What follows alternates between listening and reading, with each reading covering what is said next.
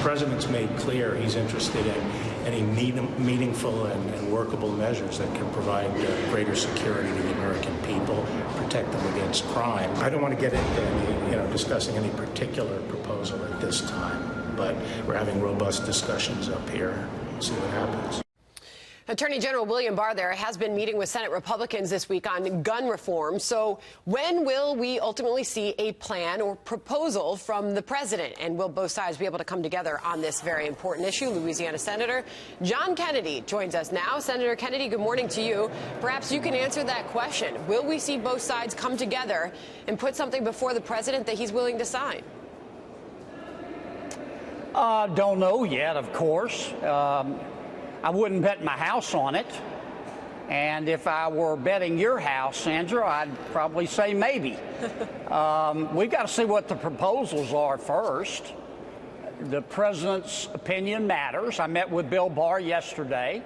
I think the White House sent him up here because most people in the Senate have great respect for him.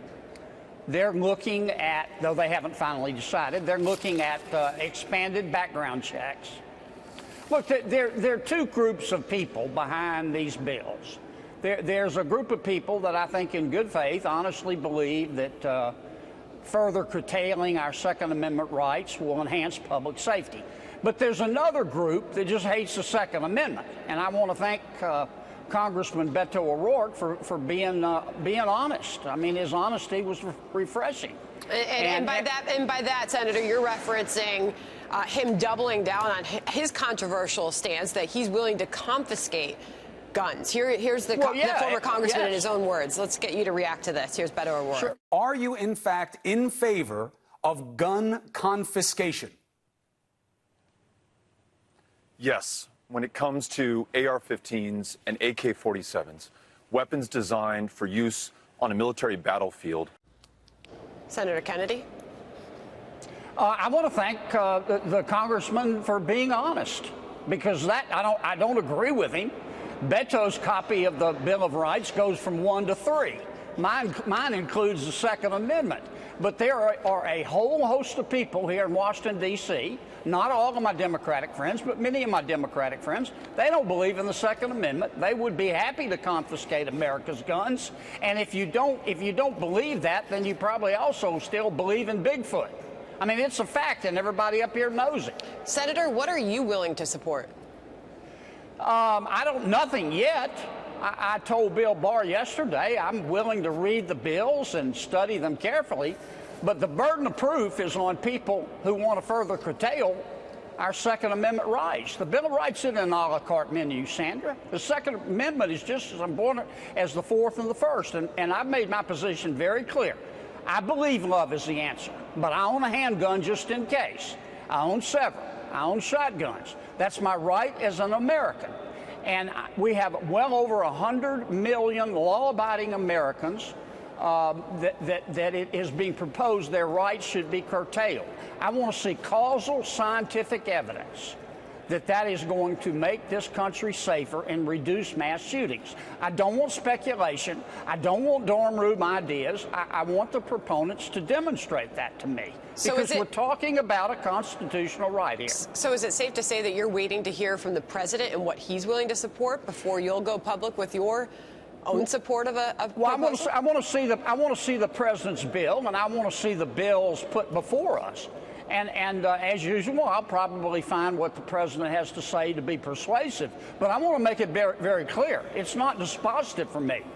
If the president puts a bill on the floor that I think curtails or hurts people's constitutional rights without substantially enhancing public safety, I'm not. That's a bridge too far for me. I'm going to fight for our Constitution. Okay. All right, I want to move on to the latest with this New York Times piece that was ultimately changed, or those facts that were omitted by the editors, according to the paper, were added back in. This is from the latest round of TV interviews from the authors of that piece, saying why they ultimately did not meet with Kavanaugh himself. Several people asked, did you speak to Justice Kavanaugh? We were on our way to Washington to speak to him. We had finally kind of arranged for an interview. Ultimately, we could not agree on terms that we felt comfortable with. He wanted us to say we hadn't spoken to him. I want to get your reaction to that, Senator. I don't mean any disrespect, Sandra, but I don't think our reporters here have much credibility left. Look, I don't know what happened, but it looks to me like it was either bias or just bad journalism. Now, some of my Democratic friends, again, not all of them, they jumped on this. They want to impeach Judge Kavanaugh. They want to impeach everybody. They want to impeach President Trump. They want to impeach Justice Kavanaugh. I think next they're going to try to impeach Screech, the bald eagle mascot for the Washington Nationals. I mean, people who disagree with the result of the democratic system here are trying to smash the system. And I understand they're disappointed that President Trump is the president. It's called democracy. They'll get to vote again in a year and a half, but in the meantime, they need to fill out a hurt feelings report and let us move on here and try to run government. Are you suggesting there should be any further accountability based on what happened? And I know you're taking on the journalists, the reporters, or the authors of that piece, but they placed the blame squarely on the editors for omitting those key facts. Like I say, I don't know what happened. I just think most Americans, not the crank wings, but most Americans are looking at this and going, well, it was one or two things. It was either bias or it was bad journalism. And either way, we're going to ignore it. Senator Kennedy, always great to have you on. Come back soon. Thank you. Thank you.